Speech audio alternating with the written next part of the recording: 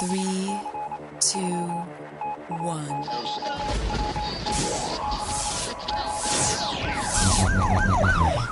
We'd like to welcome you to another edition of GrokTALK, brought to you by New Hampshire's leading conservative blog site, GrokTALK.com. We are your feared, extremist, right-wing, hard-charging, gun-toting, opinionated, outspoken, rabble-rousing, letter-writing, radio microphone stomping conservatives and rational libertarians. So get ready for more news and opinion you could only get from GrokTALK.com.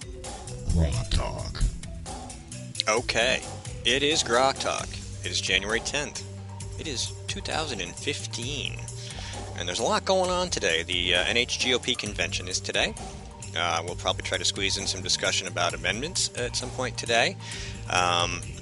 We also wanted to announce that for those of you who are interested, the French consulate is holding a vigil at Boston Common today at noon, if you'd like to go down there and participate in that.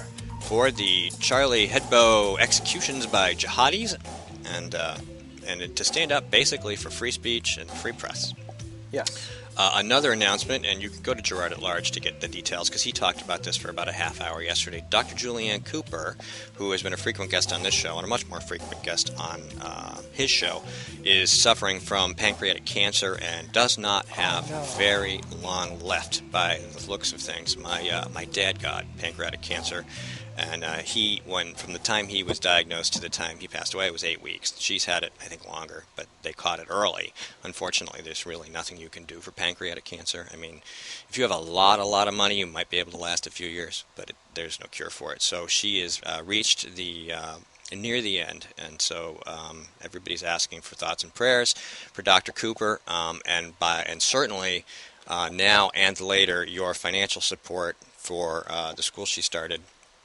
Liberty Harbor Academy in Manchester.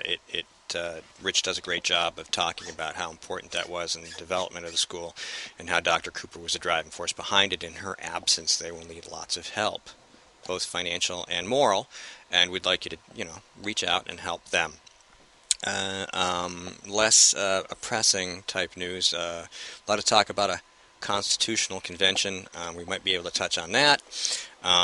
In fact, we need to book one of the guys who's promoting it, have the contact information. Okay, we'll do that. Darlene Pawlick will be with us for a New Hampshire Right to Life update, talk about some legislative things coming forward. Guy Comtois is supposed to be here. Haven't heard from him. Maybe he'll be here. Maybe he won't. Maybe we'll call him. We'll find out. Our guests are Dr. Jason-Sorens, the founder of the Free State Project. We're going to talk about a new initiative that he's working on. Kevin Kervick is joining us after that to talk about some news that's just hit the internet about the president of SNHU and social justice. And then in the final segment, we'll just do what we do, talk about squirrels or whatever. So, yes. Any subject is open to debate. There's a lot of them. We will have the Whiskey Tango Foxtrot.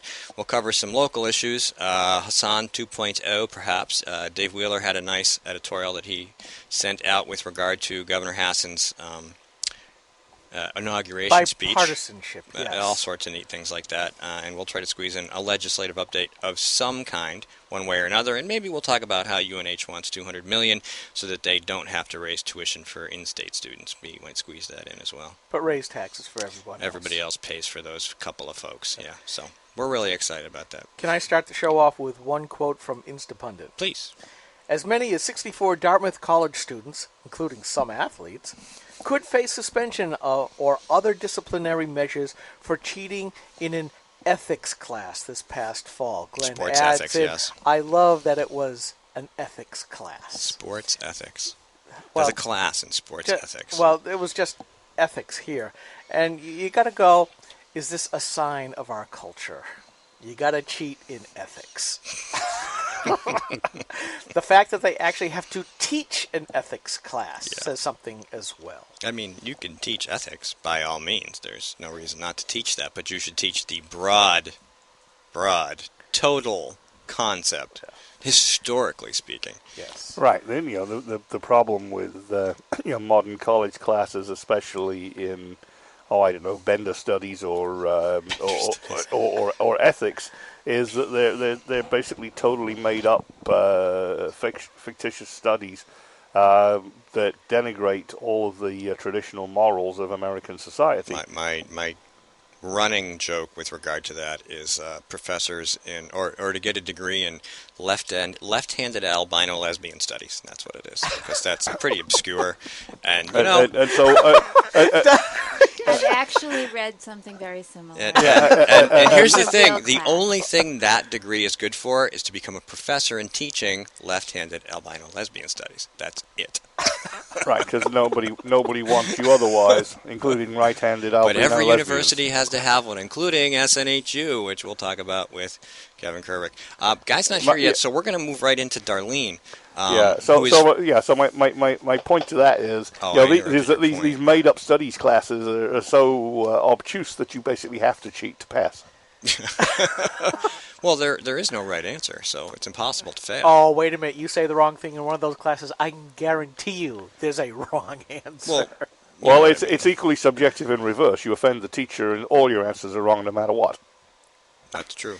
I'd love to be able to audit some of these classes just to give them a pain in the butt type situation. Some students you can get like reviews of professors online and stuff, and I'm sure there's a few of them that have written some choice words.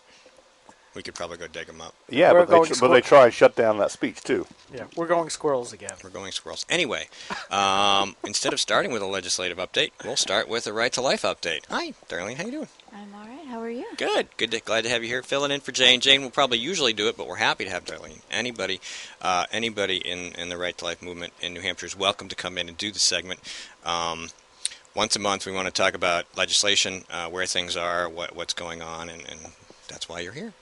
I didn't bring my list of legislation that we're looking at. That's okay. I didn't know this was legislative. I thought we were talking about the March for Life. We can talk about the March, too. Let's do that. Anything to do with Right to Life, whatever's top of your mind. Which reminds me, I still have to put up that thing that Jane asked me to put up. I've been a bad boy. So please, March for Life. We're going to have Catherine Adair come to our March for Life this year. And Catherine worked at a Planned Parenthood across from Boston University. My alma mater. Yeah. Oh. And she worked there for a couple of years. And one of the really, really big things that I remember from her talk, because I heard her a couple of years ago, is that after a while of working there, she moved through different segments of the clinic there. And so she's going to tell us all about what goes on behind the doors of these clinics, and she's going to let us know exactly what happens there. And one of the big things that stuck in my mind was that they promoted her to a medical assistant. And I quickly raised my hand and I said, "You mean they gave you tuition reimbursement so that you could go to school and get a degree, that's called a medical assistant?" She said, "No, they just put an MA after my name and told me I could call myself a medical assistant." Excellent. Yeah. Excellent. Yeah, that's qualifications. Right. So that's the kind of stuff that goes on in these places. I used to be a plumber, now I'm a medical assistant. Right? Left-handed albino... Studies. Yes, left-handed albino lesbian studies. Let's make sure we insult everybody in that group all at once. Yeah, okay, I didn't say any of that to insult Catherine. Of course not. She's an intelligent person, and when she finally realized, what exactly she was doing, and she sort of saw the light, she came out of that quickly. She's got a wonderful marriage and a family down in Massachusetts, and she's out proclaiming and pronouncing the pro-life ethic wherever she goes at this point in time. And I hate to interject, but I think you really bring up something that's very important, because behind the scenes there is a lot going on. There's been a movement afoot across the nation where a lot of the abortion mills, abortion clinics, especially by those by Planned Parenthood, laws have been passed that say you have to meet the standards of a regular outpatient surgical center because you are performing a major procedure. Mm-hmm. And certainly we've seen the left rail against that. Absolutely, yeah. And it goes back to that simple example you said. Oh, you now are a medical assistant. Under what grounds? Right. And you see the Gosnell from Philadelphia, the horrible conditions that are there. And I mean, it just fits their own narrative that they don't want exposed. Right. We had a bill here a few years ago to license the clinics so that they would comply with I mean, even Burger King has more regulations on it as far as cleanliness, etc., than our clinics here in New Hampshire. New Hampshire in particular. I don't know about all other states, but I know some others are fighting the same thing. And they fought that really hard. I was there testifying before the legislature, and basically it said, we don't need a license. We're all licensed, and I said, well, why are we here then? That's not the truth. The fact of the matter is that these people kill people for a living, so they're not in any way shy of lying about it. That's what they do, so it's really not a problem for them. And I find that everybody dies. I mean, we call ourselves right to life, but everybody does die. What we oppose is the government-sanctioned murder of people, from conception to their natural death at whatever age, whatever disability, whatever impediments they have. That's what we're standing against. And so the March for Life this year will come out, and we'll meet first at the landfill. I don't know if everybody here knows that there are babies buried at the landfill. Where? Which? In the landfill in Concord. In 1985, one of the people working the landfill found a number of babies. He wasn't sure how many, in jars, some of them broken, some of them intact. And he immediately, called around to see what could be done about it.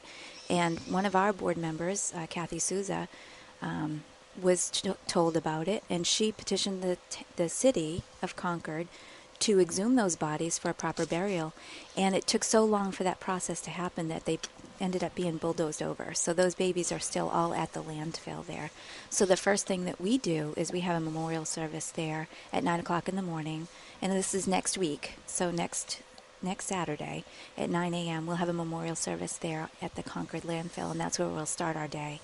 And then there's a mass at St. John's, and then we'll gather at the State House steps at 11:30. 11:40. Some people will be there earlier, some people will be there later.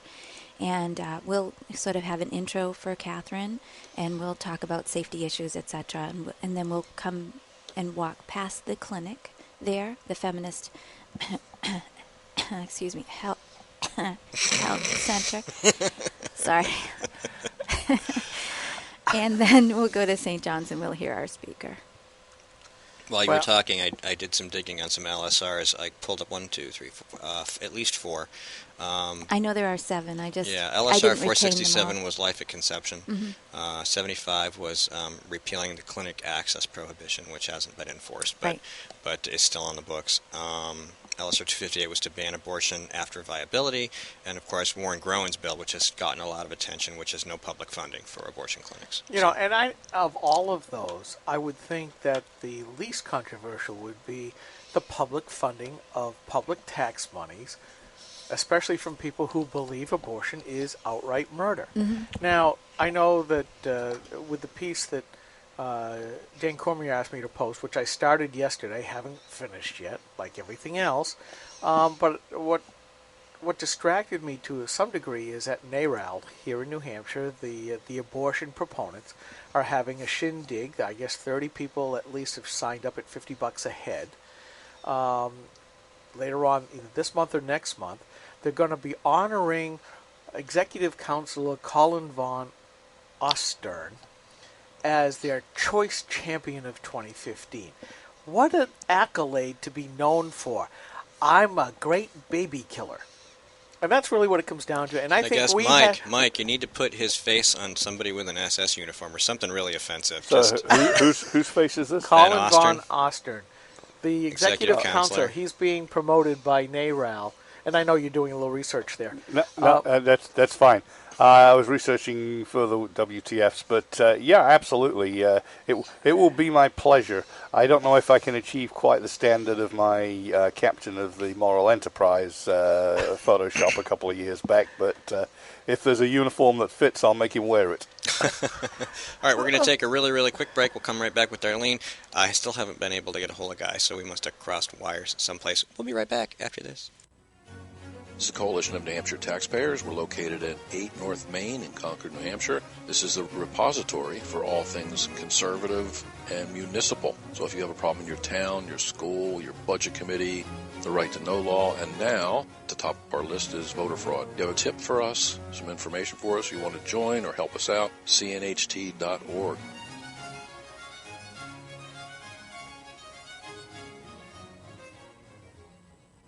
Hi, this is Rich Gerard, host of Gerard at Large in the Morning, the Manchester area's only locally owned, locally operated, focused, and interested, riveting radio show, heard live every Monday through Friday from 6 to 9 on 90.7 FM WLMW New Hampshire Family Radio, and available 24/7 live or archived at gerardatlarge.com. Be sure to tune in.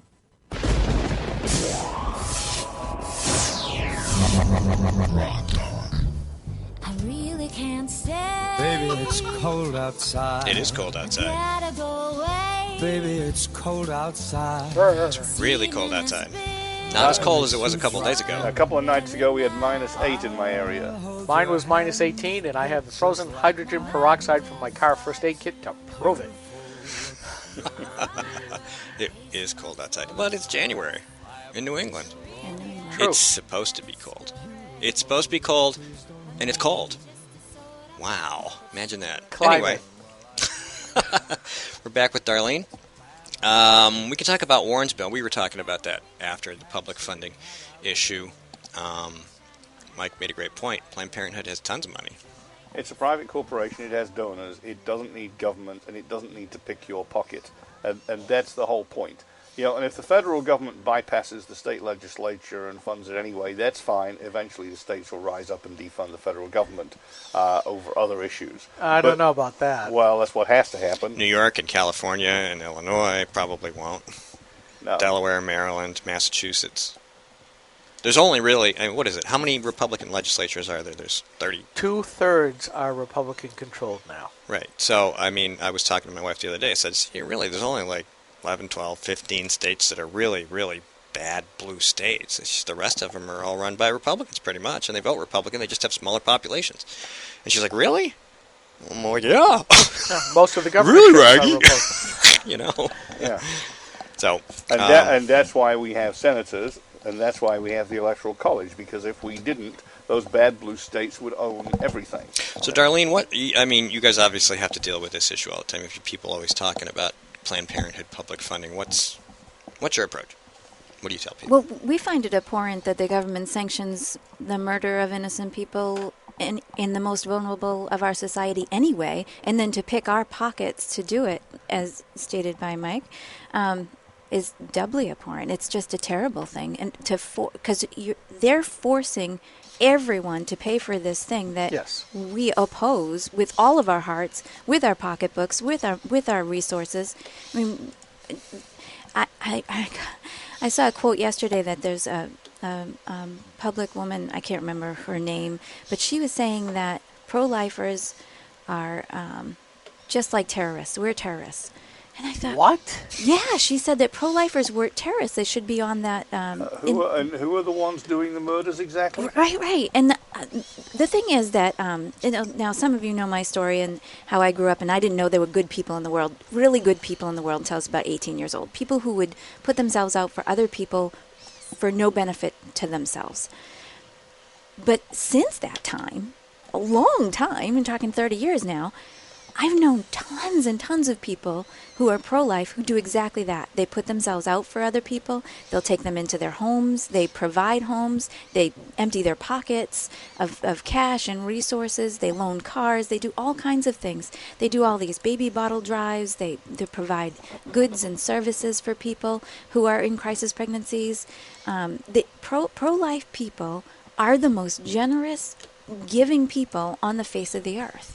They're the salt of the earth. They're just awesome. And to equate them with terrorists is just absurd.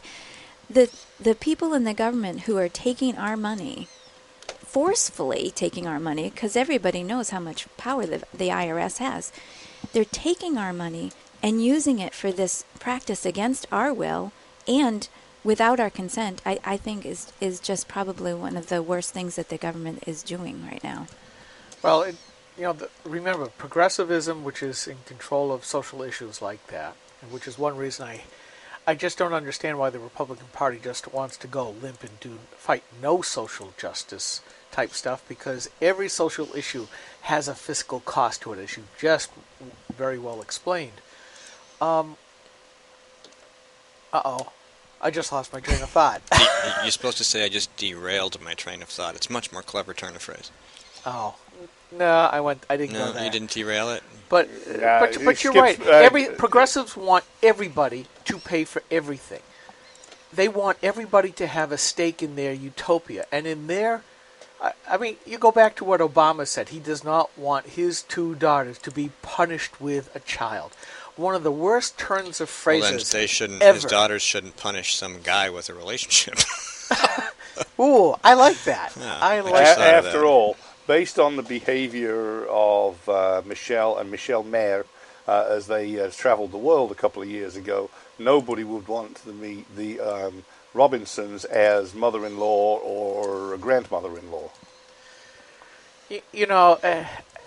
And I'm glad you brought that up, because you see that dichotomy of the culture on one hand.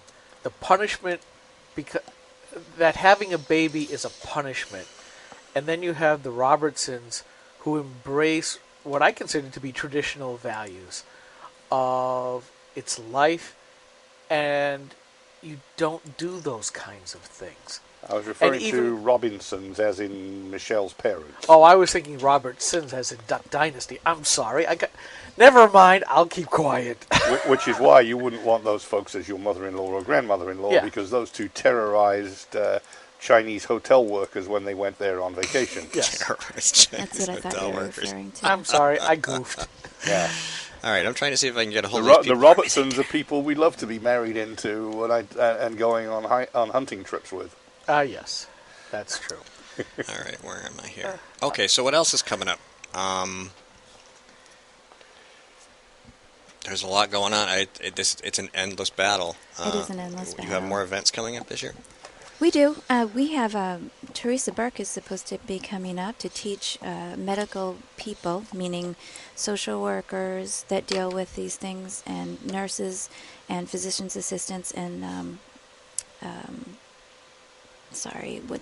nurse practitioners about pregnancy loss, and that'll include abortion trauma.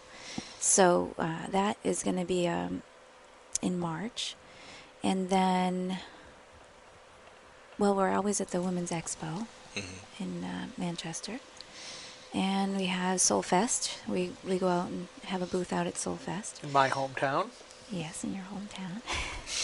So we have stuff going on. And, of course, the legislation will be...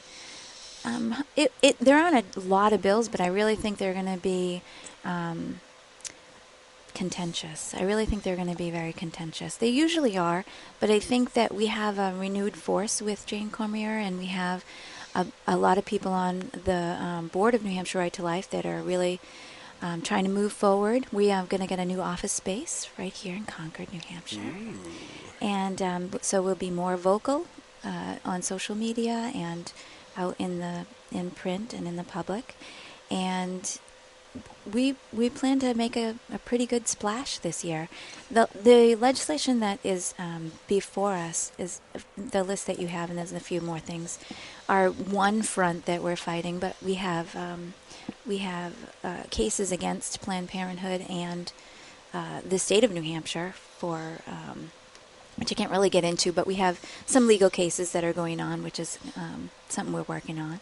And then, of course, we have a lot of other initiatives. We're going around the state and sort of planting small groups of pro-life people and or supporting the groups that are already there. Reaching out into the colleges, and we'll be bringing Pillars of Personhood up. That's kind of a big thing, except that we don't have a date yet. Now, what is that? Pillars of Personhood is an all-day intensive training on what the basis for establishing personhood is according to the 14th Amendment, which gives us that government protection of the God-given right of personhood. So it's according to the 14th Amendment, the right to be safe, basically not have a possession stolen and not to have our life taken without just Due process. Due process, yeah. There's another word in there, but I missed it. And so that'll be an all-day training, and then we'll go out and present that in a public sphere. So whether or not that's at a fair or at a college hasn't been determined yet. I'm working really hard on trying to get us into a college because there are some graphic images to one panel of the 4-panel project that we bring. The panels are 5 by 9, so it's a really big display that you walk around, and it takes about 15 minutes to walk around the entire display discussing personhood. Are you doing this outside? Usually we do it outside. Are you anticipating what has happened in other college campuses where the pro-abortionists have come through and destroyed those things? I think of the UC Berkeley case where a couple of teenagers had come over to exercise their free right of speech, and this professor on the idea of left-handed, whatever it was you said. Albino lesbian studies. Thank you. Kind of destroyed it and also attacked the kids when they wanted their stuff back. And we see this over and over again. The crosses that are laid out for... It's all about tolerance. Tolerance and diversity, but not diversity of color, but not diversity of ethics and thought, that's for sure. Especially morals. And because thought is well, then we get into morals, social justice, the morals. We'll get to that. All over the place. We haven't got enough time in this segment to cover all of that. But yeah, is there any movement in New Hampshire to get the state to keep track of how many abortions there are? That's one of the bills that you didn't get put down. Okay. And so actually there was a mandate from the federal government to do just that. And there's a handful of states that haven't done it. New Hampshire is one of them. Okay, because that's always been whenever we've gone out, and every year the Telegraph puts up an article that says number of abortions down or number of teen pregnancies down. They say number of teen pregnancies decreased, and the first time I saw that I said, well, how many of those decreased because the babies were aborted? Because I'm pretty sure you would not take that into consideration. You would consider a teen pregnancy to be one that came to term and they had a baby. But, and people were like, yeah, really? And I'm like, where do we find that out? And I learned we couldn't. Not in New Hampshire. Not New Hampshire. So, and the Guttmacher Institute, which it was originally connected directly to Planned Parenthood, but now they've sort of separated legally. They're still connected, but legally they're not Planned Parenthood anymore. Does produce some statistics, but only for the Planned Parenthood clinics, is my understanding. I could be wrong. They could lump in the Concord Feminist Health Center and the one over in Greenland, but I'm not sure. Yes. Okay. Well, we're at the end of our segment. Thanks so much for coming in. Thank you. And spending some time with us. Coming up, Kevin Kervick. Before that, Jason Sorens, the founder of the Free State Project, will be joining us to talk about a new initiative that he's involved in. He is now a professor at Dartmouth College right here. He's living up in Lebanon, and we're going to have him on the program in a few minutes. Again, thank you, Darlene. And this is GrokTALK. I'm Steve here with Mike and Skip, and we'll be back in a few minutes.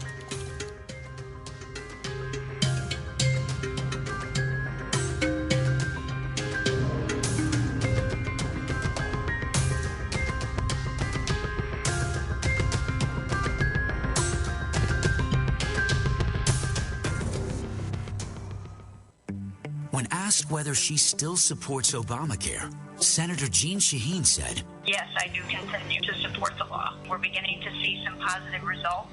How can Senator Shaheen say we're seeing positive results when 22,000 of our neighbors have already lost their health insurance? What's worse, the Boston Globe reports the state's only health insurance provider radically reduced the number of hospitals in their network, forcing some people to drive over an hour for lab work, even when there's a hospital within a few miles of their home. When pressed about lack of access, Shaheen said, "There are some hospitals that are not covered, unfortunately, and I certainly hope that's going to change." Jeanne Shaheen promised us we could keep our doctors and our healthcare coverage. Now she hopes we can get to a local hospital? Call Senator Shaheen at 603-647-7500. Tell her we need more than hope. We need leadership. Paid for by Citizens for a Strong New Hampshire.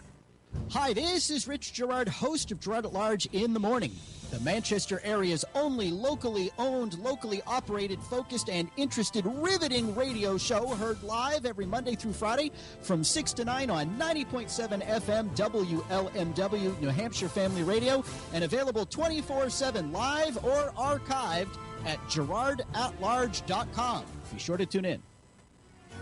This is a coalition of New Hampshire taxpayers. We're located at 8 North Main in Concord, New Hampshire. This is a repository for all things conservative and municipal. So if you have a problem in your town, your school, your budget committee, the right to know law, and now the top of our list is voter fraud. You have a tip for us, some information for us, you want to join or help us out, cnht.org.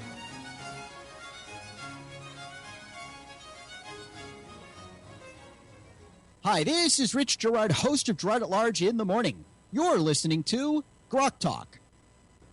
3, 2, 1.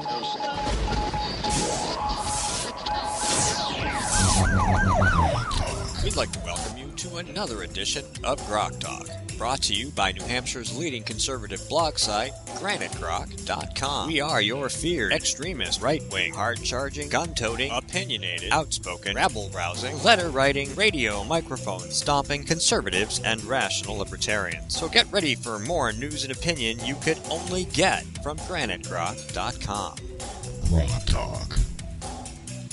Welcome back to segment 2 of Granite Grok's GrokTALK here in beautiful Concord, New Hampshire, where it's nice and chilly. It's cold outside. It's 9:30 a.m. Eastern Standard Time on January 10th, 2015. We'd like to thank Darlene Pawlick from New Hampshire Right to Life for coming in and filling us in on some of the things going on in New Hampshire on the issue of life. And we'd like to remind you that Kevin Kervick will be joining us in the next segment to talk about recent statements by the SNHU president about social justice. For now, we would like to welcome to the program Jason-Sorens. Dr. Sorens is a lecturer in the government department at Dartmouth College and received his PhD in political science. There's a political science at Yale. There is a nice Freudian slip for me. Thank you so much for saying that. He's got a new program that he's working on that we want to start with. I know people are going to want to talk about the Free State Project, but we met him a few weeks back, and he brought this up, and we want to get it some attention. It's called Ethics and Economics in Education of New England. Dr. Sorens, welcome to the program. Good morning, Steve and Skip. Thanks for having me on. Sure, great to have you here. So, you've got this E3NE thing going on here. Why don't you tell our listeners what this is all about? Yeah, so Ethics and Economics Education of New England, we are going into high schools starting in just a couple of weeks and running a program educating them in moral philosophy and economic principles. So we'll be bringing in great thinkers in political thought like John Locke and John Stuart Mill, people who really defend liberty and individual rights. And we are also bringing in economic principles, so Henry Hazlitt, Milton Friedman, people like that who've really expressed in a deep but accessible way very important economic ideas about how markets work, how prices work, why profits are good in the economy, things like that. And our view is that economic education is really important for citizenship. If you don't understand economic principles, then you're not going to understand how to hold politicians accountable for their economic policies. But in addition, economics requires a moral background. If you've just got economics without the moral background, you might be tempted to just think that, well, economic pragmatism is the only criteria for evaluating things, and we think that that's mistaken. That we need to understand the background of human dignity, of individual rights, natural rights, that sort of circumscribe where economics has its domain. Okay, so you've been teaching at the university level for, about 12 years, I think you said? That's right. And as you've developed this program, you're going to be taking it into high schools. I've since read all these authors that you're talking about, but I never had any clue who they were when I was in high school. So I came to this brilliant thought much later in my life. How successful do you think you've been at adapting this material for that audience? I think we've been very successful. I have been teaching at the college level, so this is a new thing for me, bringing it to the high school level. I participated in a program like this in high school, so I know it can work. This is an age when students are open to new ideas. They're starting to be open to society around them. They're starting to want to figure out politics and economics and social forces. And this is a way to make that world make sense to them. And so it's going to be very unclass-like. We're going to try to appeal to the students by making it as different as possible from a typical classroom experience. So it's not going to be lecture. It's going to be discussion-based. They will get free books, sort of classic works in the field. I'll come in with questions that will provoke them, like, have you ever heard people say that we're too concerned about rights and not our duties? And that's a common thing that people say. And then we'll try to figure out, well, does that make sense? And it turns out that the only way to understand rights is that rights are duties. So there's really no distinction between rights and duties. We'll talk about things like, have you ever heard people say that to boost the local economy, you should buy local? And we'll talk about the problems with that, and that's a way of sort of introducing comparative advantage. So, these are things that are sort of hot topics. They're things that will appeal to them. They'll see that people are talking about these things, and they want to make sense of them. So, at a very kind of introductory level, we'll show what the fallacies are with kind of make work economics, like the idea that, well, let's just give people jobs, and jobs is the appropriate focus of economics. Let's try to focus on boosting demand. Those sorts of economic fallacies are sort of popular. The idea that we can just increase spending, and that's what's going to create economic growth in the long run. Well, no economist believes that. Not even traditional Keynesians believe that increasing spending and increasing demand is the way to long-run economic growth. So we'll show them that it's all about exchange. It's all about productivity, being able to make more, developing technology, developing exchange over a broader number of people. That's where economic growth comes from. And another incentive for students to participate is that at the end of the year, they get to participate in a speech competition where they can win college scholarships. So we're touting four main advantages of this program to high school students. First, relaxed discussions with a Dartmouth professor, and a lot of them are interested in applying to Dartmouth or other selected schools, and this is a way of kind of having a little bit of that access to the faculty that they'll have in the future. They also get free books. They get a chance to practice their public speaking skills, and they can win some scholarship money. So I'm excited about it. Dr. Sorens, this is Skip, and I want to say thank you for coming on the show. It was good to meet you as well a couple of weeks ago, finally. I want to tag into the first word of this, the ethics part. And even though I knew that you were coming on the show, I didn't realize when I read this following title from Instapundit of a post that I knew you were coming on the show. As many as 64 Dartmouth College students, including some athletes, could face suspension or other disciplinary measures for cheating in an ethics class this past fall. Glenn adds in, I love that it was an ethics class. Yeah. And, what you were describing about teaching the high school kids, I could blithely pass off and say, well, how about some of the folks at your own university as well, and a little bit tongue-in-cheek. But, our founding fathers said that, our form of government is only for a virtuous people.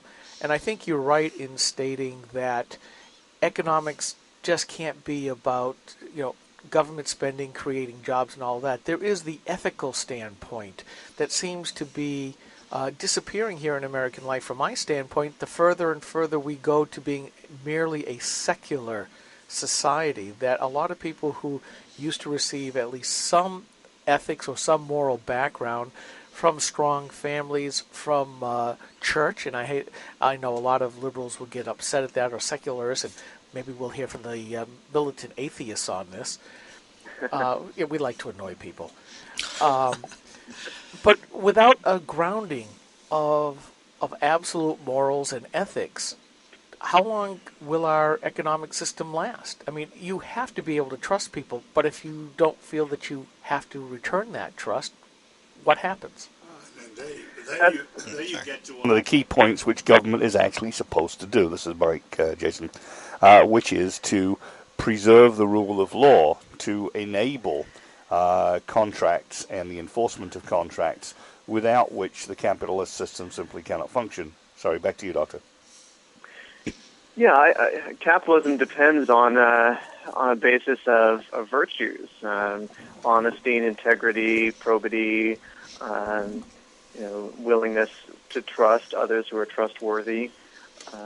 So if you don't have those basics, then most of what goes on in business can't happen. I mean, most of what goes on in business is on a handshake basis. It's not based on contracts being enforced in the courts. Once that falls apart, once you are relying on the court system to enforce everything, every agreement, every deal in business, the costs explode, and you really can't have a working economy. But beyond that, I mean, if people don't have a strong sense of human dignity, of the value of every person, and of the strong objective moral obligations that that sort of attend upon that, then they're not going to respect freedom in the long run. And if you can't be a moral relativist and someone who respects freedom, because if you're a moral relativist, then what's wrong with North Korea or with the Islamist terrorists? So they kill people. Well, that's their value. Their value is to kill people. So we can't judge that. Right? So that's a real big problem. One of the questions you have in the handout that we got from you is, what moral obligations do businesses have? So what moral obligations do businesses have? Yeah, I think, and again, this is not going to be me dictating to the students. It's more about a conversation, bringing up things. Sure. What about this? What about that?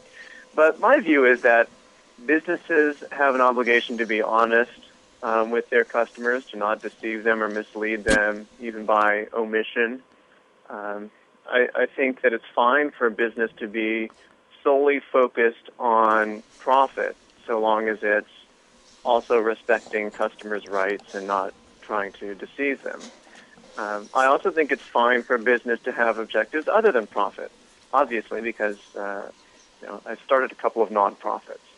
So I don't think that businesses necessarily have an obligation to their so-called stakeholders, right? That businesses, even beyond maximizing profits and respecting people's rights, have to try to meddle in their employees' welfare or in the welfare of the cities in which they operate.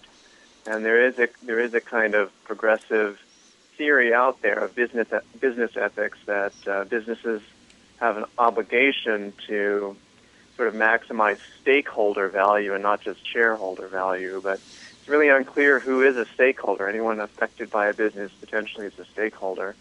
And then once you do that, as Milton Friedman noted, you don't get the social benefits of capitalism anymore, because the social benefits of capitalism depend on businesses trying to maximize profit and thereby sending signals to the marketplace about what's needed. If the profit's high in an industry, that's a signal that, hey, make more of this. Additional firms, enter this industry. If we don't have those signals anymore, if businesses are pursuing some sort of muddled cloud of sort of objectives, then I think we put at risk some of the virtues of the free enterprise system. All right, Dr. Sorens, we're going to take a quick 60-second break. We'll be right back. Stay on the line. Hi, this is Rich Gerard, host of Gerard at Large in the Morning, the Manchester area's only locally owned, locally operated, focused, and interested riveting radio show, heard live every Monday through Friday from 6 to 9 on 90.7 FM WLMW, New Hampshire Family Radio, and available 24/7 live or archived at GerardAtLarge.com. Be sure to tune in. This is a coalition of New Hampshire taxpayers. We're located at 8 North Main in Concord, New Hampshire. This is a repository for all things conservative and municipal. So if you have a problem in your town, your school, your budget committee, the right to know law, and now at the top of our list is voter fraud. You have a tip for us, some information for us, you want to join or help us out, cnht.org.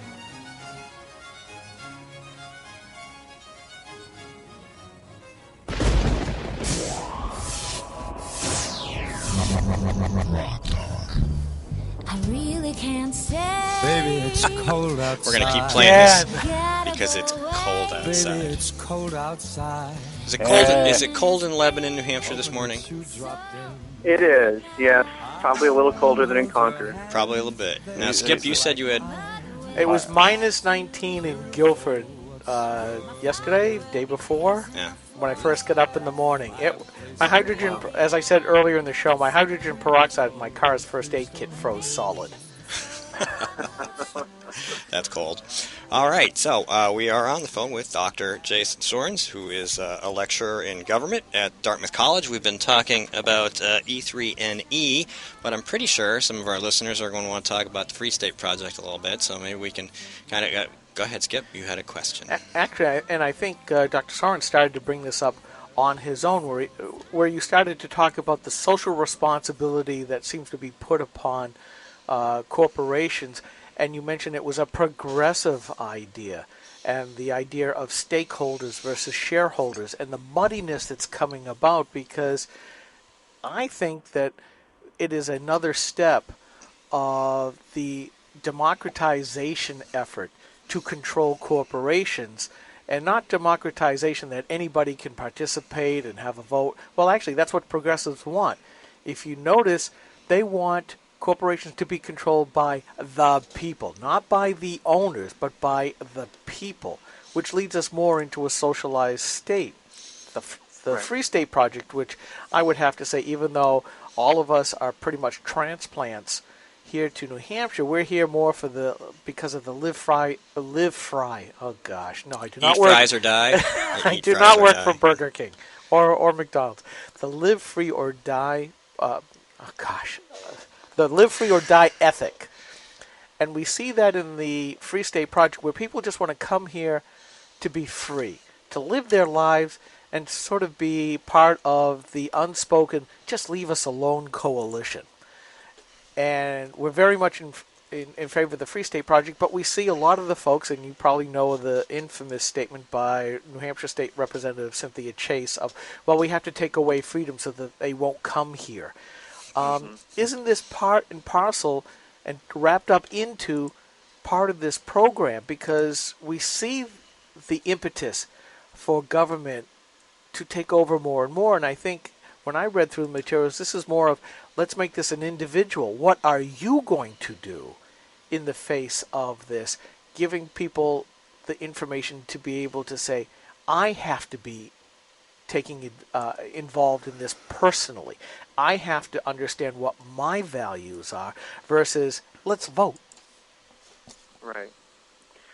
Yeah, that's right. It's about taking personal responsibility for one's own thoughts and actions and justifications, and I think education plays a big role in that. And it's what I mean by education there is not some sort of rote learning or indoctrination, but a willingness to question and take a skeptical disposition to arguments and actually think things through. And so that's what I'm doing with E3NE is trying to influence that next generation and get them to actually take a skeptical eye to some of these things that sound good, because socialism sounds good on paper. It sounds like, well, this is the unselfish way to do things. But in practice, of course, socialism ends up being the most selfish system, and ends up those with the political power determine how things go. And if you want access to resources, you need to have pull with the guys at the center. So that's the exact opposite of an unselfish system, but people don't realize that to start off with. Yeah, I often, when I write on Granite Rock, I talk about the pillars of our capitalistic society and the pillars of our republic, and oftentimes the two are the same, the one of which is the rule of law. Not only in our personal lives do we depend upon that so that we are not held hostage by a capricious government, which I start to wonder about because there are too many laws to have the rule of law. But it also affects corporations, and we see when government makes those go haywire. I think back to the takeover of GM and Chrysler back in the early part of Obama's presidency when they, quote-unquote, tried to save them. And the other pillar being the right to private property, which in that case, they completely trashed the senior bondholders who should have had first go at the remains of a bankrupt GM. And we see the whittling away of that right to private property. Tell me, in this class that you do you talk about those two? Are they emphasized or just merely in passing are they mentioned? Because I think they're extremely important, but from your standpoint, where do they play a role in this class for high schoolers? Yeah, private property rights are key, and they're a big part of this program. There's both a pragmatic case for property rights, which is that you're going to take care of something. You're going to try to make sure it has good long-run value if you own it. If you don't own it, if ownership is unclear, if everybody owns it, then no one has an incentive to take care of it. And that's what we see often with public lands.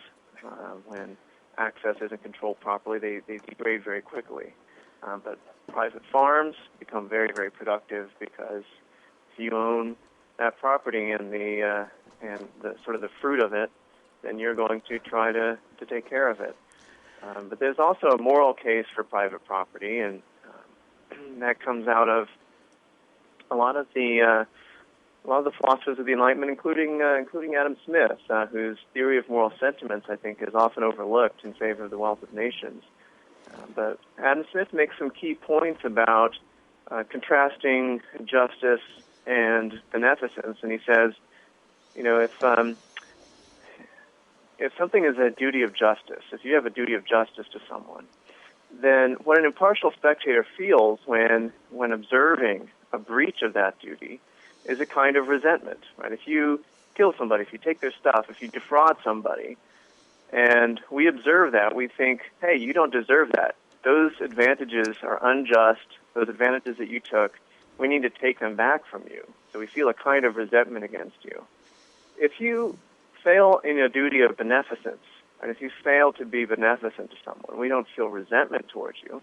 Right? What would we think about someone who said, oh, you didn't give me a Christmas present this year. I resent you. I am going to take what's mine from you. You're a sociopath, right? That's crazy. But at the same time, being beneficent is still a duty. There's an important moral value to being beneficent, being benevolent to people, but it's not a duty of justice. It's a duty that we can only undertake when we have private property, when we have things that we have control over, and we can, out of the goodness of our heart, transfer rights to those things to people in need. And so when we do that, we're actually exercising virtue. We're not exercising virtue if everything is socialized and we're just, and people can take what they want. There's no virtue there. There's no virtue in being forced to be benevolent if it's not your choice. So one of the other points that will come up in our discussions is that, well, virtue is something that's really a condition of your will, and so someone can't really force you to be virtuous. The government can't force people to be virtuous. Yeah, no, I certainly I believe that to be true, and yet that's what progressives seem to do. And Dr. Arthur Brooks in his, I would say, startling book, "Who Cares More, Progressives or Liberals?" and he saw that conservatives gave more, not only of their money to charitable causes, but also of their time and other efforts. So, and you can't have that unless there's a profit and able to share in those profits. But I also call progressivism lazy. And I think it speaks to your point right here in that they want something for nothing on their own part. They want to feel good about accomplishing something, but that accomplishment usually comes because they've persuaded somebody in government to do something. I'll tell you, a great case of that was up in Laconia, where the local Dunkin' Donut shop had, built a brand new building on part of their land, and they let this old Victorian type house go into disrepair. Well, some busybodies and people who believe their nose extended through yours decided, well, that was a travesty to let this quote-unquote historical building go into disrepair, that they need to save it. And they were kvetching in the paper all the time, well, the owners ought to be keeping it up. Somebody's got to take care of this. Somebody's got to do this. Somebody else has got to do that. And finally, a number of people wrote in, if you think so much of this building, pull the money out of your own pocket and take care of it and buy it and move it and all that stuff. No. This is for all of us. Do you cover any kind of an aspect like that in this class where, as you said, when everything's owned by everybody, it doesn't work? It's the tragedy of the commons. Yeah, definitely. That's one of the core findings in economics. And how do you deal with the tragedy of the commons? Well, one solution is to privatize. If you can privatize. The other solution is to decentralize. So if for some reason you can't break the thing up into blocks of private property, you let the people who are intimately involved with that resource every day decide for themselves how to organize it. So in Maine, lobster fishermen have dealt with the tragedy of the commons in the lobster fishery by developing it's almost an informal system of property rights. The way it works is that there are particular spots in the ocean where each fisherman kind of has a property right, and you're not allowed to fish there if you don't have that kind of informal property right. These aren't legal property rights. This is just a custom that's developed, and they've managed to figure this out. What would be worse is for the federal government or someone to come in and say, okay, forget this informal arrangement that you've developed over generations. We're going to sweep that aside. We're going to impose a new regulatory scheme like catch limits or something. And didn't that actually happen, Jason? That the federal government tried to get involved in the quota limits in Maine? That may be. I did hear something about that.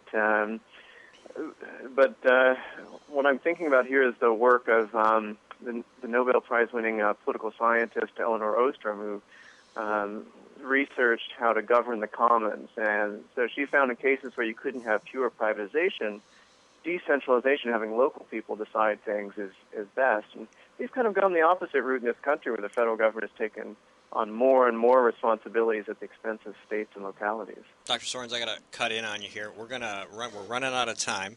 How do people contact you and get more information about E3NE? Yeah, so our website is e3ne.org. And again, E3NE is short for Ethics and Economics Education of New England.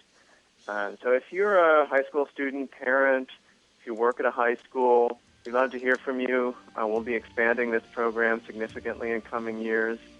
And all our contact information is there on the website, so we'd love to hear from you. All right, great. Thank you so much for spending time with GrokTALK. Thank you. All right, that's the end of this segment. Kevin Kervick's in the studio. We will be right back with him in just a few minutes. Stay tuned.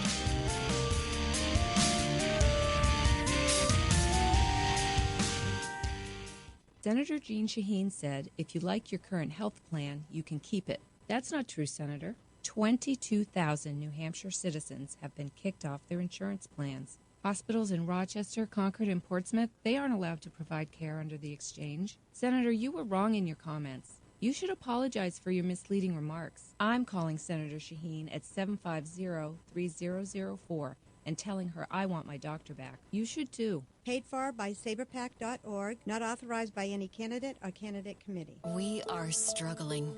Rising healthcare costs are part of the problem.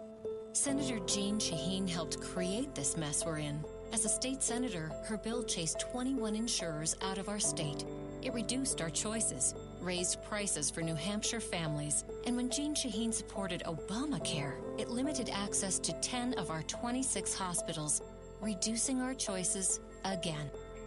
Tell Jean Shaheen she's made healthcare worse. Few things are as important as finding the right doctor. And under Obamacare, that's harder than ever. Over a third of our hospitals no longer available. Our doctors no longer covered. Fewer choices, longer drives. No state has been harder hit than us. And even after watching it impact New Hampshire, Congresswoman Ann Custer still supports it. Call Ann Custer. Tell her Obamacare isn't working for New Hampshire. This is a coalition of New Hampshire taxpayers. We're located at 8 North Main in Concord, New Hampshire. This is a repository for all things conservative and municipal. So if you have a problem in your town, your school, your budget committee, the right to know law, and now at the top of our list is voter fraud. You have a tip for us, some information for us, you want to join or help us out, cnht.org.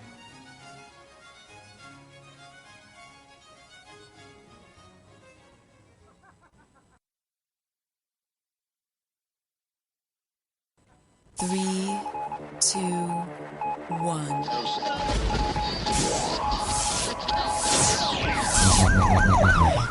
We'd like to welcome you to another edition of GrokTALK, brought to you by New Hampshire's leading conservative blog site, GraniteGrok.com. We are your feared, extremist, right-wing, hard-charging, gun-toting, opinionated, outspoken, rabble-rousing, letter-writing, radio microphone stomping conservatives and rational libertarians. So get ready for more news and opinion you could only get from GraniteGrok.com. GrokTALK. All right, welcome back to GrokTALK, brought to you by the Coalition of New Hampshire Taxpayers and the bloggers at GraniteGrok.com.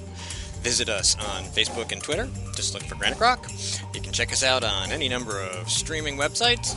We are on YouTube and Ustream, and you have no excuse for not listening to fabulous guests like we've had today. Darlene Pawlick, of course, Dr. Jason-Sorens was just on the program, and we are going to start a segment with this gentleman right here, Kevin Kervick. And I'm listening to my microphone as I play around with the board, and it just sounds different for some reason. Anyway, let's turn some microphones on so we can have some conversation. Kevin, thanks for coming in. Nice to be here, as always. Yeah, welcome back. Thank you. Of course, this is an interesting set of circumstances because the subject today has to do with somebody who's technically your boss. Okay. Yeah, so... let's see how far academic freedom stretches. It's narrowing, I'm afraid. Do you ever wonder why most college freshmen cannot write well or why high school students cannot make change at the cash register? The president of Southern New Hampshire University may have just given us the answers to those questions. Yes. From Bedford Patch this morning. With regard to a subject we were talking about, the president of SNHU is gone all social justice on us. Mm-hmm. And you wanted to come in and talk about that. Yeah, it's an important issue. And I want to talk about activism, conservative activism generally. Mm-hmm, sure. Because I'm always, I admire the way progressive use events to create activism, right? And I don't think conservatives do that as well, and I think we really should. And this is obviously an event that I think that we should really exploit, that makes our point really well. So that's what I'm trying to do. A little bit risky, but not so much. I'm an adjunct professor, so I'm just a lowly, sort of person at the school there. So I have no job to lose. I can lose the opportunity to teach a course or two, but really that's not that. And because you have your own business. I have my own business. I have the other things I do. So I like teaching, but this is an important issue, and I wanted to try to, as always, encourage other conservatives to speak out, speak truth to power, use situations to make our case. I don't think we do that as well as we could. And I think that sometimes it does mean putting your livelihood on the line. Sometimes it means people aren't going to like you, which you guys always say. We like getting people mad at us. I think Steve said the other day, you like to be ruthless. You're going to continue to be ruthless. So I want to encourage people to do that because I think it's really important given the sorry state of affairs. Well, it's about principles. There's been a couple of really good discussions on Facebook lately about some of the articles I put up this week. Yeah. The one about capitulation, how much is enough? Right. Ask people how much is enough? How much government is enough? How much regulation is enough? How much interference is enough? How much is enough? They can't answer the question. The answer is there is no enough. And then now that's why there's principles That's why there's a Constitution, and that's why we're not going to lay down. Yeah, exactly. That's right. Well, this situation was, I'll try to be as brief as I can. The blog post came from the President LeBlanc is his name, from SNHU. And long story short, what he was saying is he wants to develop critical thinking skills among the students because, according to some survey taken, the critical thinking skills at SNHU are below average. They're in the 40th percentile in terms of all critical thinking skills in the country, or something Doesn't this require a definition of both the word critical Yes. and thinking? So I will get to that. So, and were those 40% by any chance the attendees of your classes? I hope not, because I really work hard on this. No. What I mean is, were the 40% that were capable of it? Okay. Your we'll see. graduates. We'll see. It was clear to me by reading the blog, which you can all see online. Go to just Google Dr. Paul LeBlanc, SNHU. You'll see this blog. What he's saying is that critical thinking equals social justice. What? So, if you apply social justice, you are a critical thinker. If you're a critical thinker, you will be adopting kind of social justice. And, the definition of social justice is essentially, there are oppressed people in the world, right? And they're oppressed by richer people, typically whiter people, let's be honest. And that the way to rectify all the bad things that have happened in the world is by shifting stuff from those powerful people, typically those powerful white people, to the oppressed people. I brought this along so that we could have... Jonah Goldberg has an entire chapter in Tyranny of Cliches about social justice, and he writes, the social justice syllogism goes something like this. 1, we are liberals. 2, liberals believe it is imperative that social justice be advanced wherever we find it. 3, therefore whatever we believe to be imperative is social justice. And there's the corollary. If you oppose liberals in advancing what they want, you are against not just liberals, but social justice Absolutely. itself. You are not a critical thinker. Correct. If you oppose liberals, if you oppose social justice, you are not a critical thinker. Thereby you are dumb. We are subhuman, actually, which in a lot of cases, that's what progressives believe.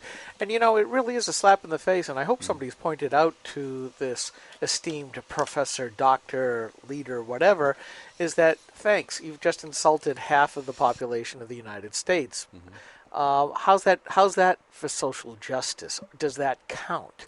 I mean, where's the diversity in that? And I know I'm throwing this stuff out, and you're smiling. Everybody here is smiling because, they don't look at it that way. Diversity is only when you think like me. Exactly. You're speaking a foreign language to the other half of the population that just thinks this is so obvious common sense to them. So this is where he's coming from. He put this out there. Apparently there was some fallout from it, but I was alarmed by it. And I responded to him in several of very nice letters. And essentially what I did is I said, I don't know if you have any conservative representation in the professor class or really in the administrative class around you, but you probably ought to have some. And I'd be willing to help facilitate that. I read the email exchange. It was very polite, very professional.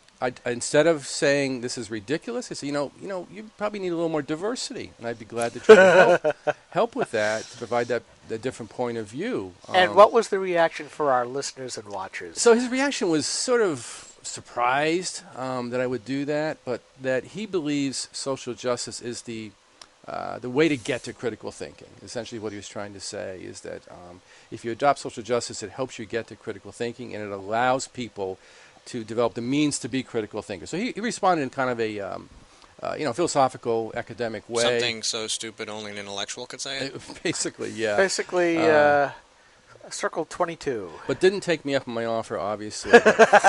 But surprise! I told him that I was really activated. I mean, this is what I think I do best. I think this is what conservatives do best, is we look at evidence and data. We gather empirical insights to discern reality. We talk about what is actually true. We don't deal in the world of political correctness. We think political correctness is psychosis, right? So we deal in reality, right? So this is indeed critical thinking. It's also, in many ways, the scientific method, the true scientific method, where you weigh the evidence, put forward a hypothesis, and be prepared to have it knocked down cheerfully in the pursuit of truth. Exactly. And that's what I do in my classes. I'm constantly prodding my students, pushing them, challenging them, try to look, think outside the box, look to the evidence. right? And so I took this as an opportunity to do that. And I say, Dr. Blanc, I'm going to really take this to my classes and really use this as an opportunity.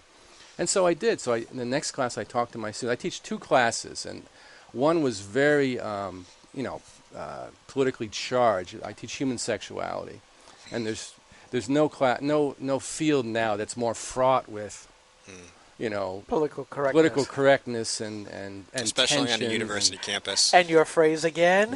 Yeah. Left-handed. Left-handed albino lesbian studies. Yeah, that's what it is. That's the class. Oh my God. Whenever these social justice topics or women's studies or gender studies comes up, I pop out the phrase left-handed albino lesbian studies. You would not have believed some of the stuff that came out of my students' mouth this semester. Sure we would. The gender field is fraught with this bizarre, stuff these days. It's all in the current zeitgeist. It's coming out, and the students have all these ideas, and it's just really bizarre. None of it research-based, factually based, but it's sort of out there. It makes them feel good. Sexual climate change. Are they gender fluidity, things like that. So they're believers in random predators using alternate bathrooms. Pretty much, yeah, pretty much. So I really worked hard at presenting all points of view. So I brought Camille Paglia in, talked about her works. She's sort of a sort of radical feminist in a good way, lesbian person, and she sort of takes on the gender feminist establishment. I brought her work in. I brought some Christian stuff in. I brought some stuff from the Catholic Church, talking about the sanctity of marriage, how they view marriage. Because I had a couple of students saying, we're not really hearing our point of view. Some more conservative students. Mm-hmm. So I kind of brought that in. But we also talked about all the prevailing kind of the writings of Benedict, not Francis, I presume. No. It was actually a conference called Unum, where a lot of theologians came to talk about marriage, what marriage really meant from a theological perspective, and the importance of man-woman marriage. Benefits to culture and benefits society to culture in general. All that, yes. So I brought that in class, showed a video about that. Rick Warren actually spoke, right? And so oh, nice. Some of the students actually really liked that. But, Rick Warren's great. Whether you like his books or not, if you ever listen to anything he has to say, it's brilliant. It was. I'll show you this video. It's just dynamite the way he talked about marriage. But 75% of the class was probably sort of dominant, sort of gender feminist sort of stuff, which is most of the literature we have in sexuality is coming from that perspective. So, very balanced class, I thought, but I try to bring all of them. So I'll try to finish this story quick. So I after that conversation, I went to the class, and we happened to be talking about gender and homosexuality. And I said, just out of curiosity, and I talked about critical thinking. Let's be critical thinkers here. I said, just out of curiosity, what percentage of the population do you believe identifies as gay or lesbian? And they all raised their hand. I'd say out of the 30 students, 25 of them believed that the percentage was 30%. Yeah. 30% of the population is gay or lesbian. And so I said, how do you arrive at that conclusion? Where are you getting this data? And I said, well, one person said, well, I use my own experience. And I said, well, that's not how you arrive at critical thinking, by your own experience. You can have a psychotic experience. That's not going to help you arrive at critical thinking. Said, others said, well, come to my house. I look around campus, and that's what I see. Or, I see what's in the media.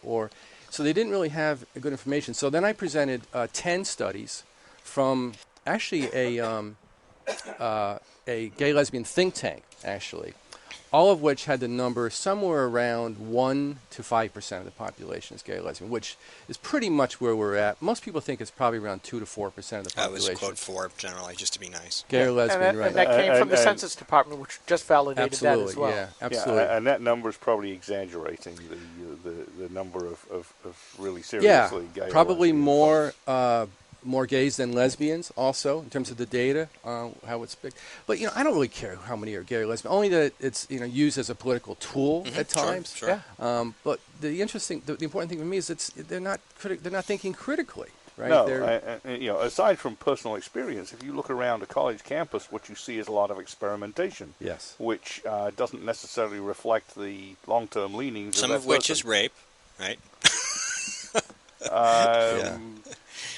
Yes, usually belatedly declared as such. Yeah.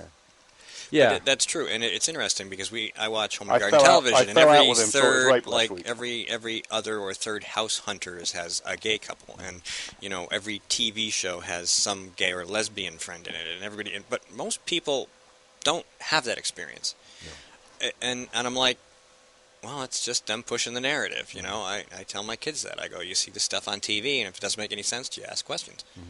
Yeah, but we're supposed to be in academics about the search for truth.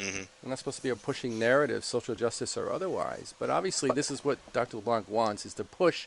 And he, is essentially wanting us or making us push a narrative that we may or may not agree with in our class. He wants us to propagandize our students. Well, in essence, you're seeing the latter stages of progressivism haven't taken the quote-unquote high ground in academia, now trying to redo all of academia, not for academics, but as you said, the narrative. We see this in journalism. It's all about the narrative. We see this in politics. It's all about the narrative.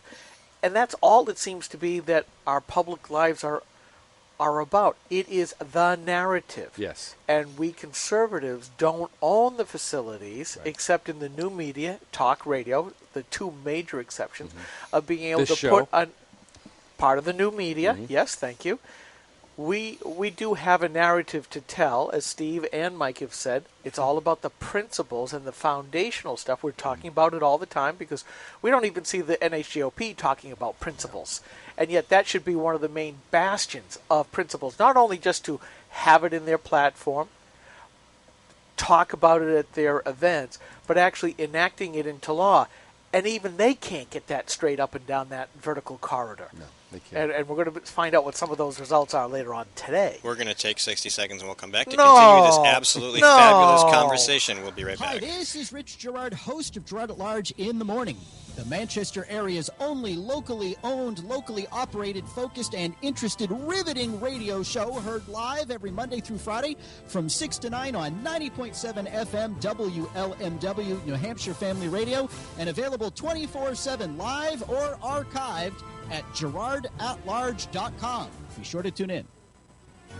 This is a coalition of New Hampshire taxpayers. We're located at 8 North Main in Concord, New Hampshire. This is a repository for all things conservative and municipal. So if you have a problem in your town, your school, your budget committee, the right to know law, and now at the top of our list is voter fraud. You have a tip for us, some information for us, you want to join or help us out, cnht.org.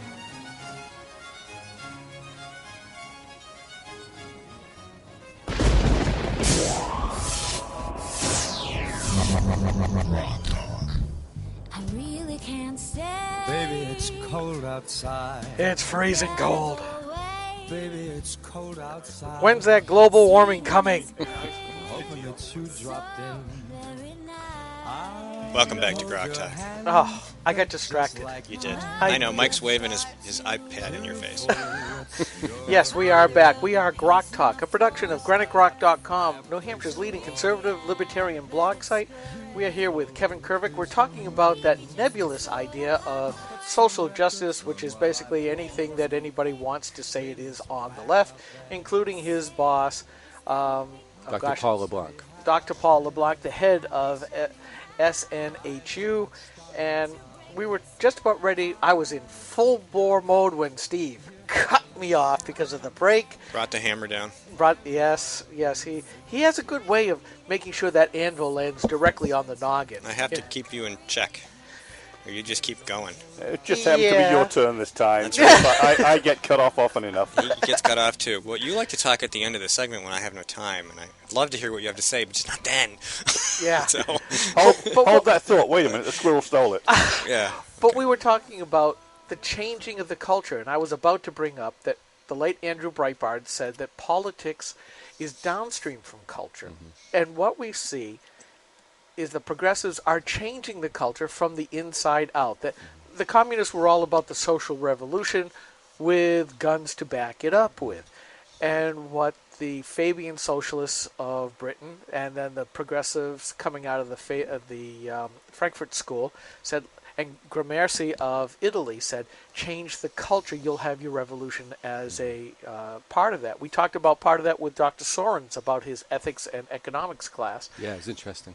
But here, you've got it right. If you change what is believed, because we all know, as Rush says, those college kids and high school kids are skulls full of mush. They're going to listen to the most authoritarian person in front of them. And the first thing they say is, don't listen to your parents. We hear that in schools, high school, junior high, elementary school. Listen to us teachers. Now you're hearing it from the professors. As our society goes from secularism, and the government promotes single women with children, adult males go away, you see that the culture has changed. And this is a perfect example of it. The role of schools are not to teach social justice. It is not supposed to teach. Critical thinking is not just left thinking. Because I'm highly insulted when you say you can't have critical thinking without social justice. I'm sorry, as a conservative who has a couple of degrees, who tries to think these things out, I think I do as much critical thinking as the next person, and probably far more. And the big thing is, where's the knowledge base for this that you pointed out in your class? Well, it just seems like that to me, my personal anecdotes. Therefore, it all must be true, instead of, as Mike said, the scientific theory of what's the hypothesis, what's the experimentation, what's the data at the end. And he put his hand up. I would argue that you can't have critical thinking with social justice. I would agree. It prejudices your thought, so then you're not able to think clearly. And look at the Ferguson; it's a good example. I mean, you have a bunch of delusional people. I'm sorry to be so harsh about it. That's right. They are delusional, because the guy was a criminal. He was appropriately shot, and they deluded themselves into thinking he was innocent. They deluded themselves into thinking he was because according to their worldview, that has to be how it was. I'm going to get the emails again. No, I'm the one that said it. But Dr. LeBlanc was trying to exploit the Ferguson situation to create this social justice narrative that cops are evil, white people are evil, and the oppressed people are being oppressed nonstop, and he's trying to use that. Well, that's sort of fallen apart now, right? Yeah, absolutely. It's fallen apart. And even the mess in New York over Eric Garner was originally triggered by de Blasio himself. Not by what he said and did afterwards, which was beyond stupid, but what he said and did right before it happened, which was demand that the police aggressively enforce the loose cigarette laws, because revenue. He liberals. should resign. So people called him to resign. He should resign tomorrow. So they aggressively policed, and the guy's morbid obesity took him out. Exactly. Yeah. If I could segue a little bit, I got involved in... Join us, squirrels. I became... you're right on target with my stream of thought. I became involved in conservative thinking through the door of men's issues back in the early 90s. Being around a lot of women in human service, a lot of radical feminists, and the male bashing was just that was just part of what you did. So in supporting men's issues, I got into conservative kind of thinking, and it's very clear today that what this is about is an anti-male, anti-white male, especially anti-heterosexual sort of philosophy. They're coming after us because we're the bad guys and we have the money. Right? We got to get the money away from us to get it to everybody else that has less of it. So it's a socialist, anti-male sort of philosophy that that undergirds white privilege. And as the most privileged black people in America have said frequently, that is theft and tyranny, when you take the work of another to give to the lazy. And I'm referring to Walter E. Williams, the most esteemed professor, and Dr. Thomas Sowell. Yeah. Who've done pretty well for themselves. Who've done very well by working hard. See, these guys grew up in the 50s. These guys, like Herman Cain, like not so much Alan West, but his parents, and the traditional black families where the family stayed together, they worked hard, they wanted to make sure their kids did better than they did, and they didn't want no stinking government help. All these folks have done well for themselves, or at least done well enough. And, and they remain... attached to traditional morality and avoid government help. Absolutely. We've created an underclass, or rather, the Democrats have created an underclass, which they need. Well, it isn't just an underclass, Mike. It really is the full fruition on steroids of identity politics that pits one group against the other, and that because of political correctness, the only people left to go after are people like those. They're coming after us because of our race. They're racist against us. Exactly. Oh, wait a minute. I'm sorry. The Department of Justice says if you're black, you can't be racist. Only whites can be racist. The identity politics creates the underclass, though. Yes, That's what it did in England. Well, I'm not Don't you sure. think? No, it wasn't. It wasn't so much identity politics as simply typical socialist policies. Well, they're kind of connected, aren't they? They created an entire class of people who were dependent on the government dole, who only got make-work jobs handed out by the government, and massive unemployment, people sitting around at home with nothing to do but buy their booze and cigarettes, and they could only improve their lives through crime, that kind of thing. Who would go out for fun and steal cars and do joyrides. I look at this, and again, from what you said, the haves and have-nots, the fruition of Saul Alinsky politics, from the haves to the have-nots, or as, who was it that I read yesterday or the day before? There's a different kind of America now. Those who do and those who don't. And that's a logical progression of the haves to have-nots from those who do and those who don't. And we come back to Dr. Sorens again, and to some degree Darlene Pawlick, of ethics. Ethics, responsibility, rights, morality.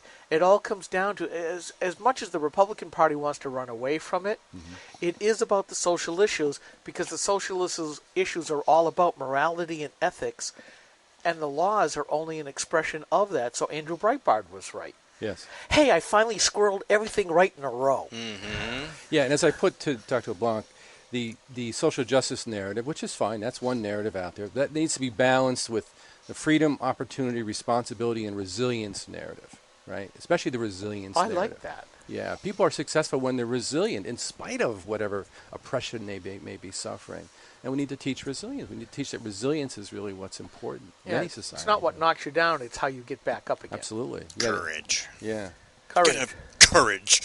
Yeah. Or what is your favorite phrase now from Galaxy Quest? Never give up, never surrender. Yeah, I like it. Well, that's just where we are. People are like, I'm always picking at Republicans. Well, like I said in my rather lengthy article, I said the only reason, if they did what they were supposed to, we wouldn't be picking on them at all. But they don't listen to that. It's about those principles. There's a constitution that limits what a politician can do, and we build principles around those ideas. And they all take oaths to support it, and they all, or nearly all, deliberately undermine the New Hampshire and the U.S. Right, and let me ask you a question. If I was going to invest energy in trying to draw somebody back to the principles, would I go attack those guys on the left who are never going to agree with me, or would I talk to the people on the right who might be pushed back into the column of conservative constitutional principles? Yeah, I mean, now we've won the national election. Now it's time to really hold their feet to the fire. Hold the John Boehner's feet to the fire. I want the flames high enough that I can smell the pork from here.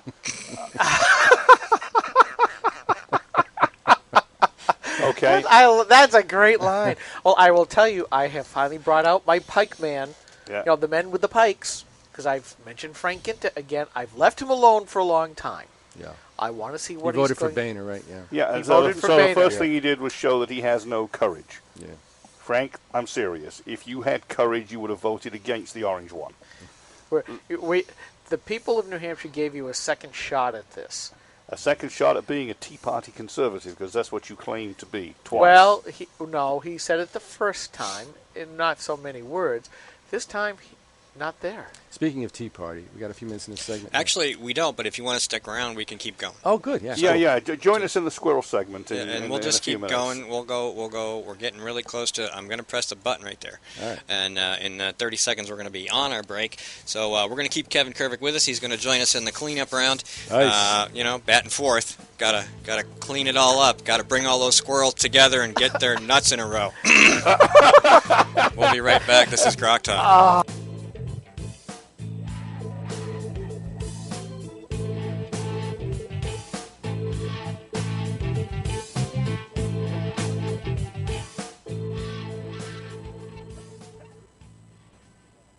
New Hampshire is famous for scenic drives, but they're tough to enjoy when you're on your way to the doctor. Because Obamacare limits your choices, some will have to drive more than an hour to see a doctor. What's health insurance worth if care isn't there when you need it? Jean Shaheen voted for Obamacare, putting your doctors and hospitals further out of reach. Tell Senator Shaheen Obamacare is not working for New Hampshire. Jean Shaheen and her allies are making false claims about her record on veterans. The truth? Shaheen refused to meet with veterans pushing for reform. She wasn't on the committee that wrote the reform legislation and refused to co-sponsor important VA reforms in the VA Management Accountability Act until after the VA scandal broke. When our veterans needed her, Jean Shaheen was AWOL. Tell Jean Shaheen to stop distorting the truth and fix the VA. Hi, this is Rich Gerard, host of Gerard at Large in the Morning, the Manchester area's only locally owned, locally operated, focused, and interested riveting radio show, heard live every Monday through Friday from 6 to 9 on 90.7 FM WLMW, New Hampshire Family Radio, and available 24/7 live or archived at gerardatlarge.com. Be sure to tune in. This is a coalition of New Hampshire taxpayers. We're located at 8 North Main in Concord, New Hampshire. This is a repository for all things conservative and municipal. So if you have a problem in your town, your school, your budget committee, the right to know law, and now, at the top of our list is voter fraud. If you have a tip for us, some information for us, you want to join or help us out, cnht.org.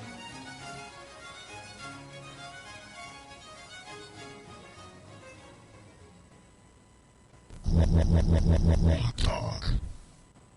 3, 2, 1.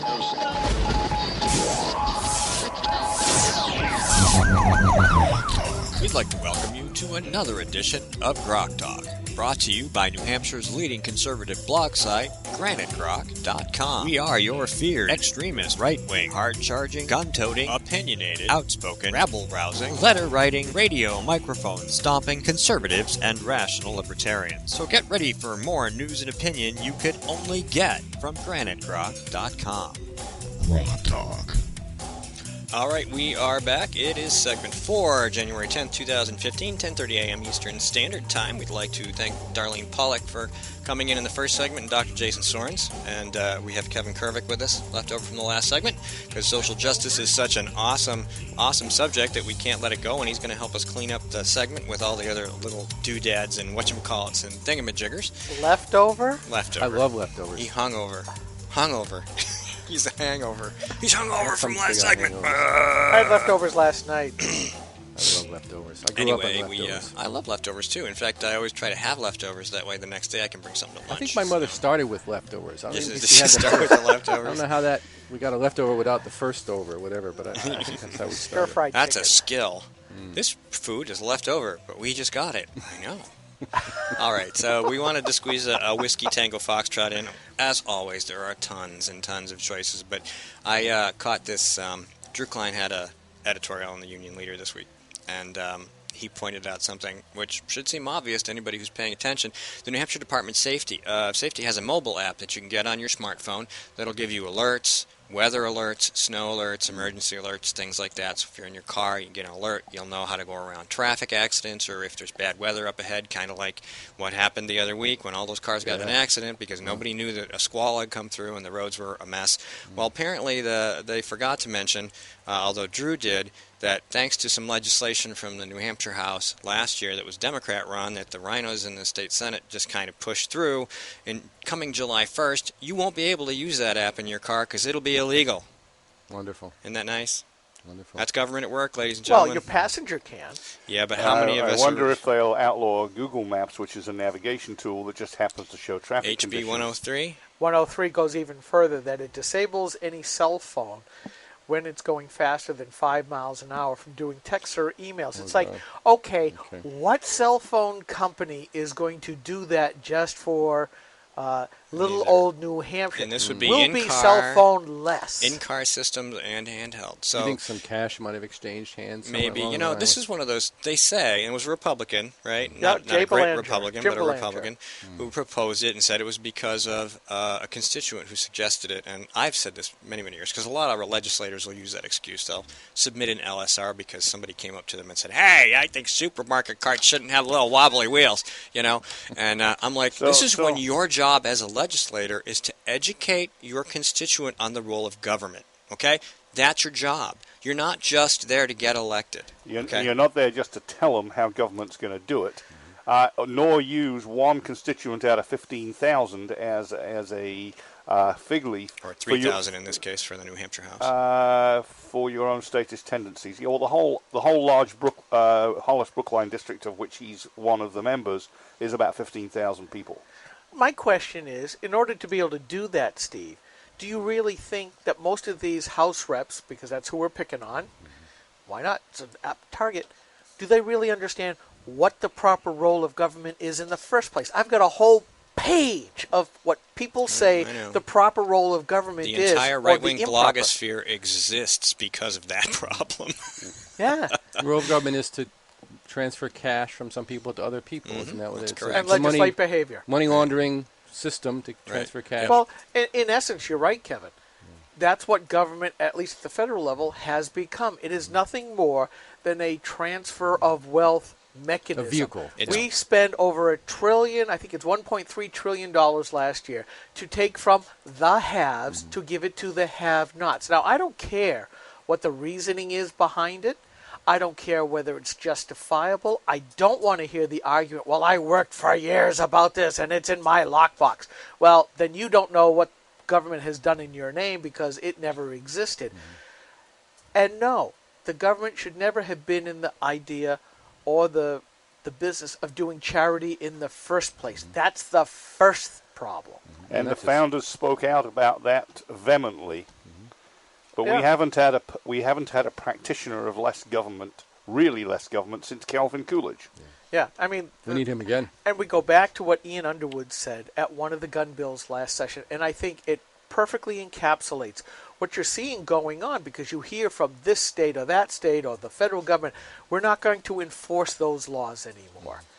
Well, I'm sorry, when our leadership at whatever level has decided, well, we're not going to enforce those laws. Not just that we're going to do, what's the word, where you can excuse from enforcing a law in a specific instance. Well, I'm not going to give you a ticket this time. And I can't remember what the phrase is, but Obama has said it for his executive amnesty.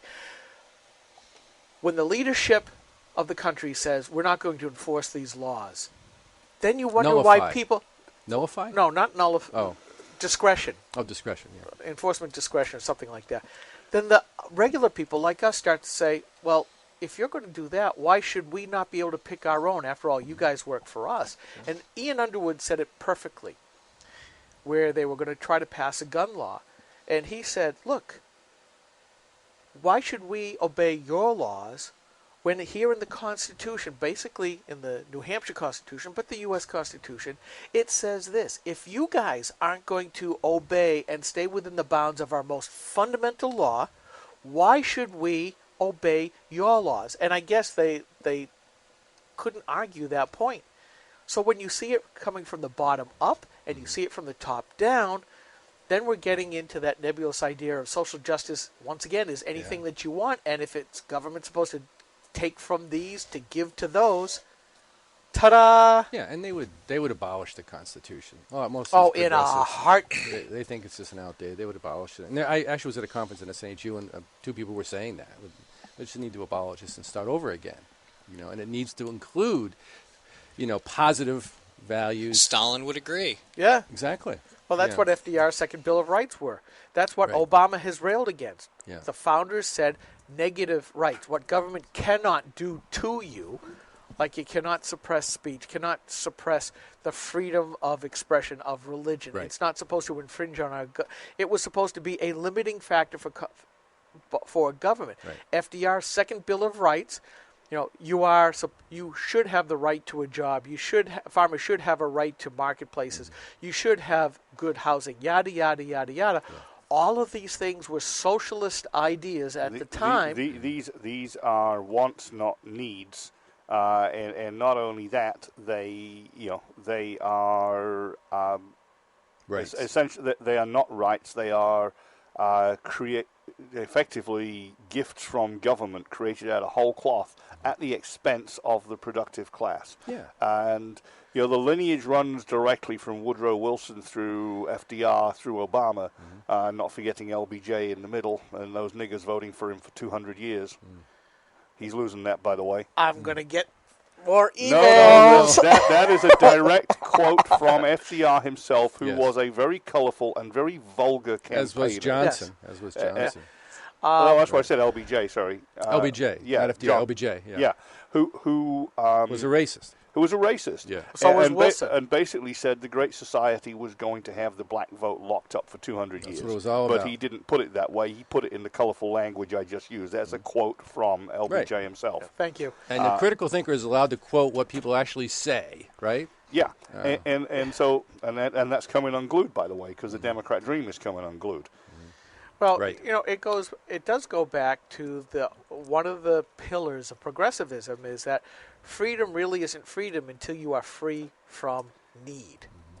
Right. And that's where it all stems from. It goes back to Marx. Right. Each according to their need. Right. And the progressives exploited that. They exploited Norman Rockwell to depict these kinds of things, positive rights, right? So they've always exploited that. But they never talk. They always say, well, we have to give freedom, make sure that freedom is there for this group of people. But they never talk about the problem in that they have to take away freedom from others. They have to violate the right to private property from others. They have to violate the rule of law for others or rewrite the law to make it look like it. I mean, again, we're coming back to the ethics, coming back to the morality. If I can't do something on the street, like say, I'm going to take your wallet, I'm now a criminal. Why is government the same? And I know progressives and Democrats and those on the left are going, oh, such a horrible example. But when you get down to brass tacks, it's legal plunder. There's no difference. It's legal plunder. Dan Itzy is. I mean, we agree to give some of our labor for some shared interests, maybe a road, maybe a police officer, maybe a fire department. Alert system actually was a pretty good use of government, actually, to let people know when there might be an accident ahead or something like that. So let's look at exactly what you just said in terms of agreeing to give some of our hard-earned cash. We basically agree to give the federal government very little. They have one job to do well, which is to negotiate us out of wars and to fight those wars when they have to. That and prevent the states from fighting amongst each other and attempting to tax each other, Department of Commerce. They don't have much else to do, and they really shouldn't. And at the local level, we agree to fund police stations, fire stations, schools, and so on. And at the state level, what minimal bureaucracy we, as the people of the state, agree to have in our particular 1 out of 50 laboratory of democracy. To keep the towns from fighting or the counties from fighting or whatever. It's just like the federal government's supposed to keep the states from fighting. I did want to add, I'm sorry to interject this, Tom sent me an email from the convention. He says the First Amendment failed. The Second Amendment was so pooped that Gould withdrew it. Yes! And they were debating the Third Amendment at whatever time this was, 9:34. So the first two amendments failed. Yay. Okay, the second one was about the delegates. Right. The second one was... What was the first one again? I think I even posted it. I can't remember. Was that... No, the third one... Oh, that's the chair getting a cut of the money raised, I think. Yeah, I thought that was a good idea. I think it was worded badly, though. I think that people had problems with the wording of that amendment, but I've argued that the chair should get paid. Well, certainly travel expenses should be paid. They should get some money for the job, and then they'd maybe actually spend some more time doing it. Anyway, so I'm sorry to interrupt the great discussion, but I wanted to get that out in case we didn't have time, because I knew that we would just keep going, and I'd never fit it in. We always do. We could be here all day and not run out of material. No, that's true. That's true. Yeah. My wife, the most esteemed wife, TMEW on the blog site, would never allow me to. Well, she might, but like any decision, there'd be a consequence. And that's the other thing about progressives. They want to mitigate all bad decisions. There should be no bad consequences. Protect people from their yes. decisions. As we talked about earlier today, Obama with his line about, I would not want to punish my daughters with a baby. You know, I'm sorry. Sometimes bad decisions, you don't learn from bad decisions unless there is a bad outcome. Well, let me try to go, if you don't mind, to action. I mean, I'd like to suggest a few things. Please. We're good at talking, and the left is great at doing stuff. I mean, they just act, right? And I don't, frankly, see why conservatives or libertarians would be sending their kids to schools like Southern New Hampshire University that are clearly propagandizing and espousing values that are opposed to their own values. I look at these students in my class, and a number of them, when they get a hint at all that I'm going to talk about resilience or responsibility or sort of conservative principles, so they sit up in the back of the class. The young men, especially in the back of the class with their baseball caps on, sitting there, all of a sudden they start looking, listening. And they think, oh, maybe this guy's actually going to listen to us a little bit, or maybe talk about things that we maybe agree with. You should bring us in. Wouldn't that be a blast? Well, you guys should do a class. You guys should do a class, you know. So I think that conservatives around the country... Granite Grok civic classes, what about it? Why not? Held at the gun range. Yeah. If being against the social justice thing doesn't get you canned, that might. Well, for sure. Well, it's already gone. Anyway. They've already kind of moved me out by not offering. So let's talk about action. I don't want to get too far afield. That's I think that we should start a movement that conservatives should stop supporting things that are working against them. So why are we giving money to universities like this that are obviously working against us? Why are we sending our kids to universities like this that are working against us? Why are we sending money to organizations that are obviously anti-Christian, anti-male, anti-white person? Why are we supporting these non-profit corporations that are, veiled social justice sort of organizations, right? I think that's already in process. I think it's already happening. You're seeing the homeschooling population exploding. Mm-hmm. It has always grown in the last 20 years. Right. You're seeing government trying to roll that back by more and more enforcement. And I think that brings up the point. Conservatives tend to act either by themselves or in small groups. Yeah. The left uses government. Mobs. The mobs. And the media. Mobs and the media. So it is hard to break through. But as we talked about earlier, 2/3 of the state legislatures are now Republican. Yeah. 34 of the governorships are now owned by Republicans. Right. Yes, we see the House and the Senate now controlled by Republicans. We see that here in New Hampshire. Now, yes, we can have the discussion, well, how Republican, how conservative? There is a big chasm between a lot of Republicans and conservatives. Mm-hmm. And what they're missing is that conservatives, by and large, came out and voted them in because notwithstanding how much the party has ticked them off, especially in the 2012 presidential, they still can't stand Obama's agenda and the liberal agenda, and they want it stopped. Yeah. They want it stopped in Washington, too, and that's why Boehner was in so much trouble. Yeah, and Glenn Reynolds, one of my favorite blog sites to go to because he's a news aggregator with a libertarian flair for, one-liners and such, has been pointing out these examples of what's going on, like the UVA fraternity scandal that wasn't, and they're still going to get punished by a progressive head of that college for being blameless at this point. And you look at that, he only gets 2 million, 3 million readers a day, but the word gets out because people like us will pick up on that and spread it out. And people are starting to say and starting to see the value for this education isn't there anymore, and enrollments are decreasing. Yes. Well, in fact, he wrote books on the coming crisis in education. Yep. Because it's effectively not economically viable anymore. Our schools closing, that kind of thing. Our school just hired 3 lawyers, compliance lawyers. One for Title IX, one for some other thing. So what do lawyers make? $150,000 a year? I don't know what they make. So probably $400,000. You mean they were out of compliance with the Bureau of Compliance? In order to be in compliance, that's a Stein quote, with the regulatory federal stuff, we got to hire all these lawyers. Adjuncts get paid $2,400 a course, and it takes us, hours to prepare the course and teach the course. These lawyers are being paid. So we have to hire all these people just to deal with the federal government stuff, and we're not paying adjuncts well. Tuitions are skyrocketing. So universities are basically big scams, right? They're big public scams that are taking money, not educating kids. We're taking too many kids into college, right? There are many kids in school that shouldn't be in college. And many other and things. the compliance issue, I mean, you could say the state of New Hampshire could pass a bill like, say, states that say we aren't going to enforce federal gun laws. You could say we are not going to enforce federal compliance standards for education. The problem is they own the loan system for colleges. Right. We can't do anything about it. We need to take a really short break. We'll be right back. Enough. This is the Coalition of New Hampshire Taxpayers. We're located at 8 North Main in Concord, New Hampshire. This is a repository for all things conservative and municipal. So if you have a problem in your town, your school, your budget committee, the right to know law, and now at the top of our list is voter fraud. You have a tip for us, some information for us, you want to join or help us out, cnht.org.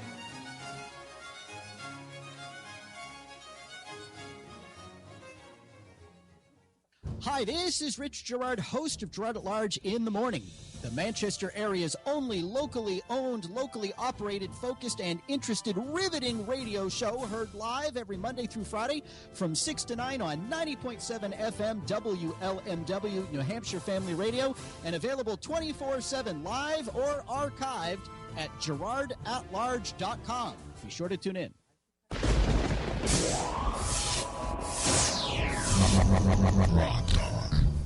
I really can't stay. Baby, it's cold outside. This is the last segment. You'll have to listen to this. Baby, Oh, it's cold please. outside. That's a good song, though. Anyway, You dropped in. now that I've stalled the conversation, Yep. Mike wanted to interject something. Sure. In a different direction. In a totally different direction. My squirrel flew off the other side, yeah. So there are two things going on this week. Over at American Thinker, there was a piece on what happens to the Republican prospects if people like Palin, Levin, and maybe even Limbaugh say, you know what, the party isn't worth it anymore. Levin's pretty much said it. Limbaugh's trying very, very hard not to say it. And, you know, we only need Palin to stand up with a banner and say, follow me, boys, it's time for a new party, and there'll be a freaking stampede. But, you know, this time around, Jeb is the media and party darling until he falls on his face for the obvious baggage he carries. He'll get McCained. Yes, he will. Mm-hmm. And Romney's been out. Romney's been out there up until now, professing he wasn't going to do it and getting amazing ratings because, as I call him, Romney Unplugged has been appearing everywhere and actually doing a pretty good job of presenting himself.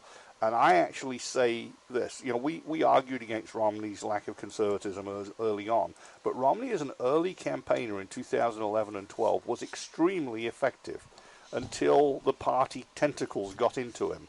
And, you know, and Romney's a smart guy. He learns his lessons. What if Romney Unplugged was the candidate that ran?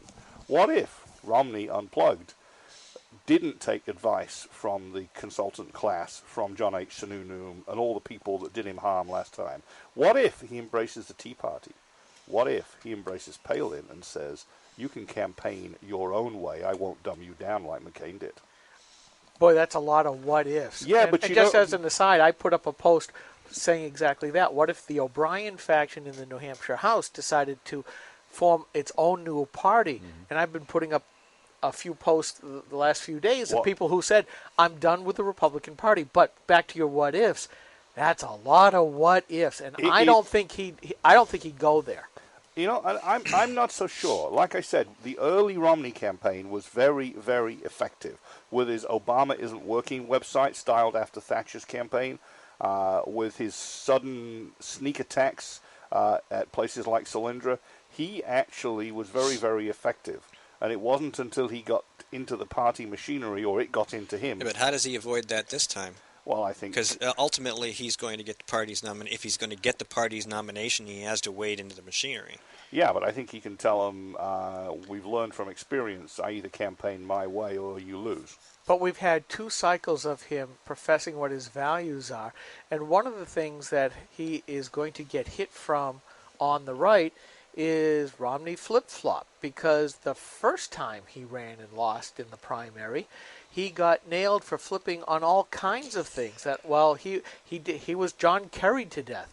You know, he was for it before he was against it, or vice versa. I mean, a lot of people on the right, and as we saw here in New Hampshire, if you tick off the conservatives, you will lose. And we saw that at the top of the ticket. And yes, in a very informal campaign, I think Granite Rock was one of the louder speakers of that. Certainly I was. And early on I was as well. Yeah. But I watched Romney and some of his campaigning, and I still thought he was an effective campaigner. The problem was that not only did the party consultants dumb him down after that first debate, but more importantly, and another Sununu disaster, as you wrote, Steve. At the convention, Sununu intentionally pissed off the libertarians, and they didn't just stay home. They followed him on the campaign trail, putting up laser writing saying he was no different from Obama. Yeah. Well, here in New Hampshire, again, hate to be the broken record if people understand what vinyl records are. New Hampshire State Senate Republicans. Whose agenda did they push near the end of the session? Not a dime's worth of difference. Got proven real true right then and there with Medicaid expansion. And Jeannie Forrester, whom I have not talked about very much lately, probably will be talking about a lot more. Yeah. Tried to say at the Belknap County Republican meeting this past Wednesday, trying to distance the Senate Republican plan from Obamacare's Medicaid expansion plan. Just ask yourself, would they have done that if the Obamacare Medicaid plan money hadn't been available? You're darn tootin', because she made a big point. Well, if the feds don't ante up, this plan goes on to defeat. I really never got an answer to the question of, are you guys really going to sunset it? And she would say, well, only the law says right now. No, it's not what the law says right now. What are you going to do in the future? I didn't follow up, much to my dismay. I didn't. I was trying to be good. You've rolled out the flypaper, and you've caught a lot of good, innocent, poor people, taking them off of their company-provided plans onto an even less effective Medicaid plan, which is now going to go away because doctors won't serve people that don't pay enough. Yeah, I brought that up. And Medicaid is not paying enough, and it's going to get worse. And eventually the money from the feds goes away.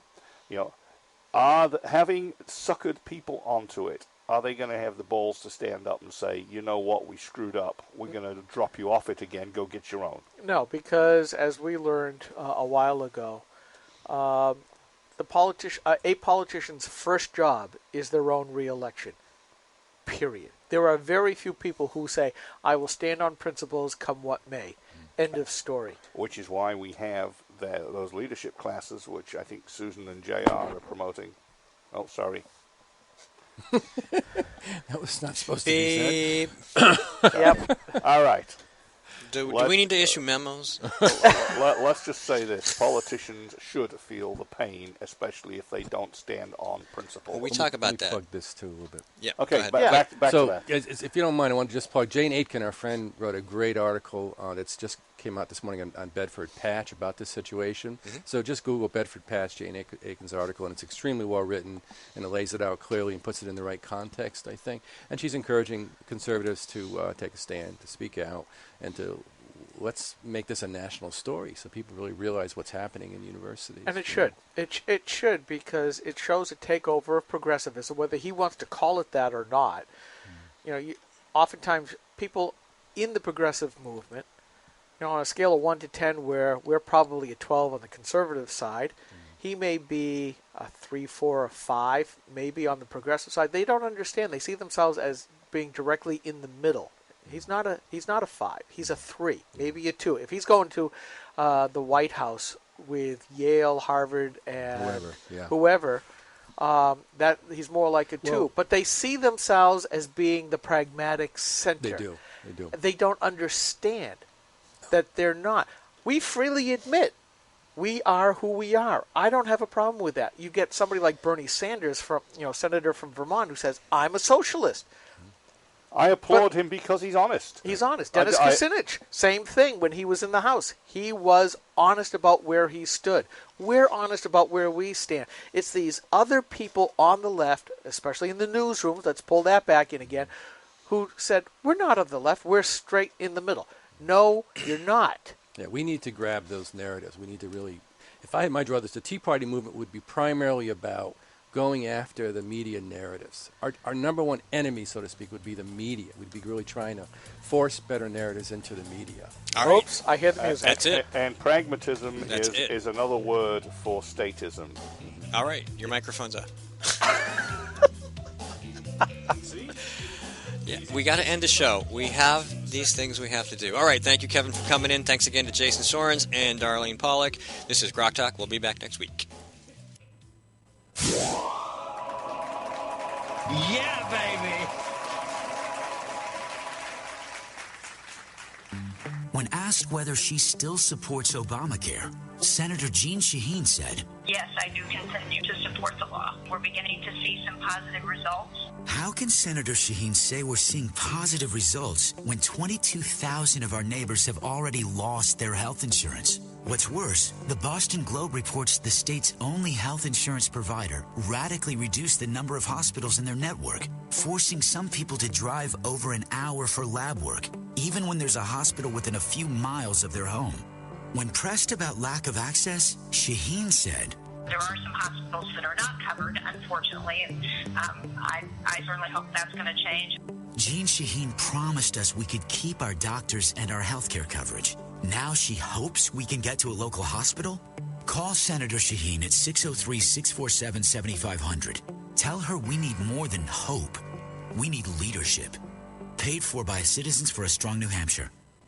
Senator Jeanne Shaheen said, if you like your current health plan, you can keep it. That's not true, Senator. 22,000 New Hampshire citizens have been kicked off their insurance plans. Hospitals in Rochester, Concord, and Portsmouth, they aren't allowed to provide care under the exchange. Senator, you were wrong in your comments. You should apologize for your misleading remarks. I'm calling Senator Shaheen at 750-3004 and telling her I want my doctor back. You should too. Paid for by saberpack.org, not authorized by any candidate or candidate committee. All of the music on this program comes to us through Creative Commons licensing from Kevin MacLeod at Incompetech.com. The opinions expressed on this program are those of the speakers, not necessarily those of CNHT, GrokTALK.com, or anyone else for that matter. GrokTALK.